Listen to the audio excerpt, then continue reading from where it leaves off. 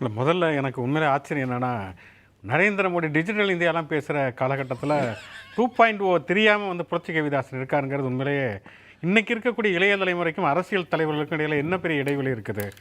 2.0ங்கிறது updated version. அது ஒரு திரைப்படம் வந்திருக்கிறது. இன்றைக்கி கூட இளைய தலைமுறைக்கு தெரியும். இப்போ நேபாளத்தில் பார்த்திங்கன்னா ஜென்சிங்கிற தலைமுறை தான் ஒரு மிகப்பெரிய போராட்டத்தை நடத்தாங்க. ஜென்சினா பாடகி அப்படின்னு அவர் நினச்சிட்டு இருந்தாரு கூட. அது உண்மையிலே ரொம்ப துயரத்துக்குரிய ஒன்று தான். நான் கொஞ்சம் அப்டேட் ஆகணும் அவர்.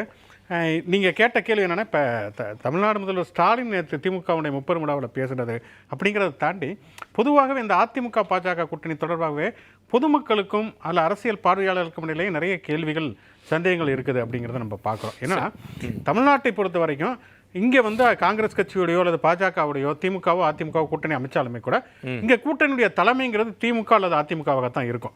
அப்போ ஒரு கூட்டணியை முடிவு செய்வது, கூட்டணியை அறிவிப்பது எல்லாமே திமுக தலைமை அறிவிக்கும் அல்லது அதிமுக தலைமை அறிவிக்கும். இதுதான் வந்து எம்ஜிஆர் கலைஞர் காலகட்டத்திலிருந்து இருக்கக்கூடிய நடைமுறை.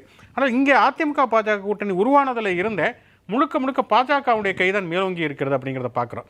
ஏன்னா இதில் இன்னொரு மிக முக்கியமான ஒரு விஷயம் என்னென்னா, அதிமுக பாஜக கூட்டணிங்கிறது உறுதியானதுக்கு பிறகு ஒரு கூட்டணி கட்சியினுடைய தலைவர், உள்துறை அமைச்சரை வந்து ஒரு முன்னாள் முதலமைச்சர் எதிர்க்கட்சி தலைவர் எடப்பாடி பழனிசாமி பார்க்க போகிறாருங்கிறப்ப அது ரொம்ப வெளிப்படையாகவே அது இருக்கலாம்.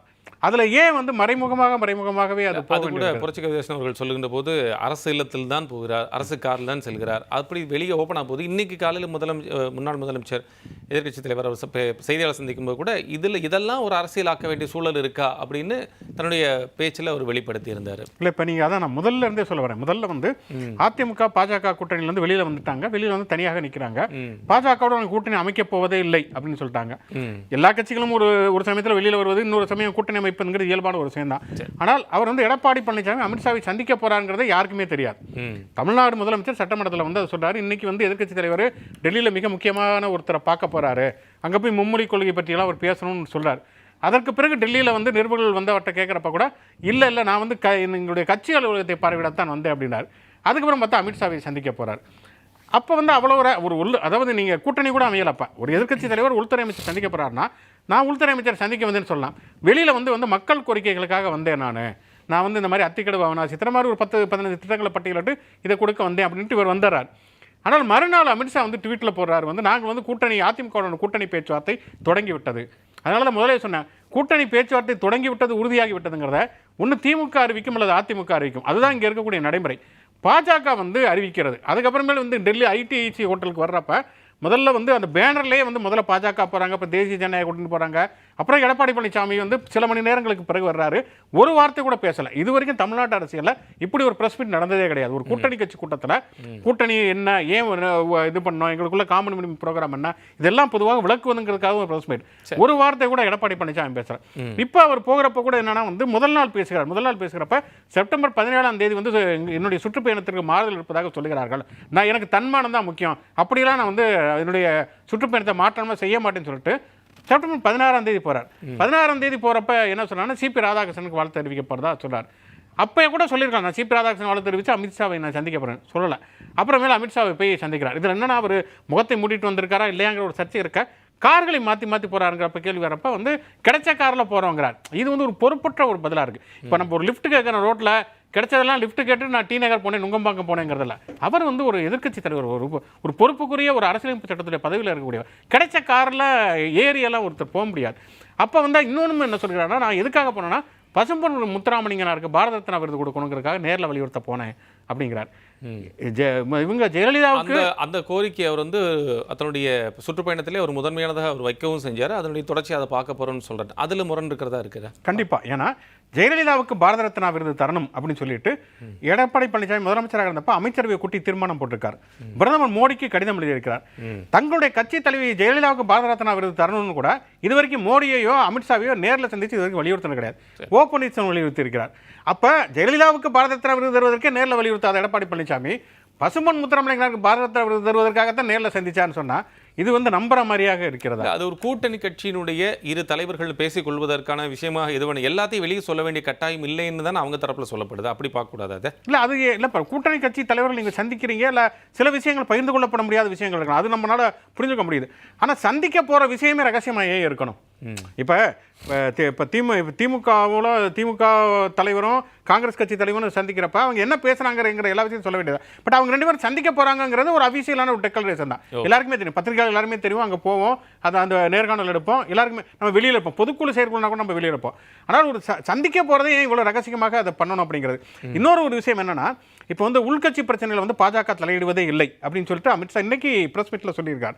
ஆனால் இன்னொரு பக்கம் பார்த்தோம்னா அண்ணாமலை சொல்கிறார், இன்னைக்கு என்ன சொல்றாரு, அதே அண்ணாமலை வந்து டிடிவி தினகரன் ஓப்பனிஸ்ல வரணும், நான் நேரடியாக சந்தித்து பேசுகிறார்.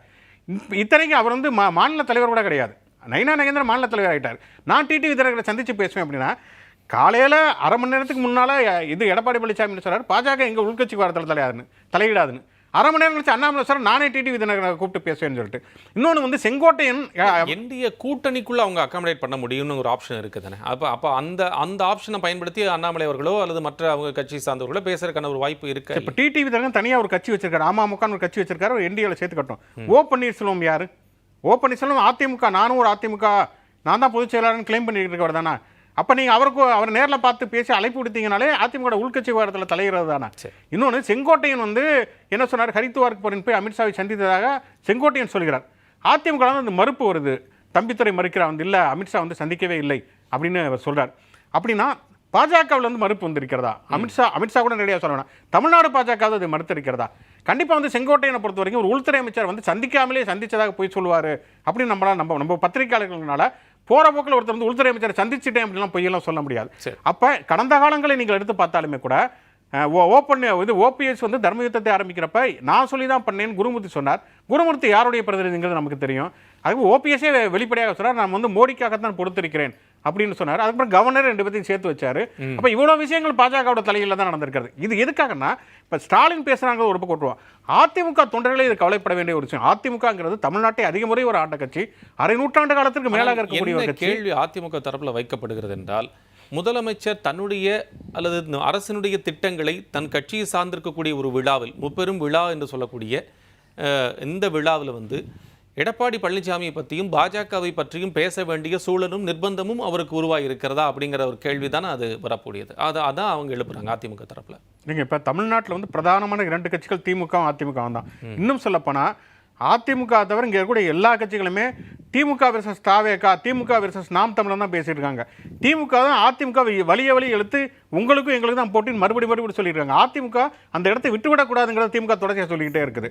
அதிமுக இடத்த தான் அண்ணாமலையில் இருந்து தாவேகால இருந்து எல்லாருமே பிடிக்க பார்க்குறாங்க. ஏன்னா ஆன்டி டிஎம்கே ஓட்டு அப்படிங்கிறத நம்ம கேப்சர் பண்ணணும்னு அவங்க முயற்சிக்கிறாங்க. ஆனால் திமுக தன்னுடைய அரசியல் எதிராக அதிமுகவை தான் முன்னிலைப்படுத்துகிறது. இன்னொரு சித்தாந்த ரீதியாக பாஜக அவர்கள் எதிர்க்கிறாங்கப்ப பாஜக அவர்கள் விமர்சிக்கத்தானே செய்வாங்க, இவங்க விமர்சிப்பாங்க. இன்னைக்கு பார்த்தோம்னா வந்து எடப்பாடி பழனிசாமி ஸ்டாலின் அவர்களை கடுமையாக விமர்சிக்கிறார், சட்டையை கழித்து வந்து விட்டார் அப்படிங்கிற கடுமையாக விமர்சிக்கிறார். இந்த விமர்சனங்கள்லாம் வந்து மாறி மாறி வரத்தான் செய்யும். நான் இதை தாண்டியே அதிமுகவினர், அதிமுக தொண்டர்கள் அவர்களுடைய நலன் சார்ந்து நம்ம யோசிக்கிறப்ப நான் சொல்ல 600 காலம் வந்து இங்கே இருக்கக்கூடிய கட்சி, தமிழ்நாட்டை அதிக முறை ஒரு ஆட்ட கட்சி, அந்த ஆப்ஷனையும் சேர்த்து பார்க்க வேண்டிய ஒரு பொறுப்பு அந்த கட்சி வந்து தங்களுடைய பிடியை வந்து விட்டு கொடுத்து விடக்கூடாது.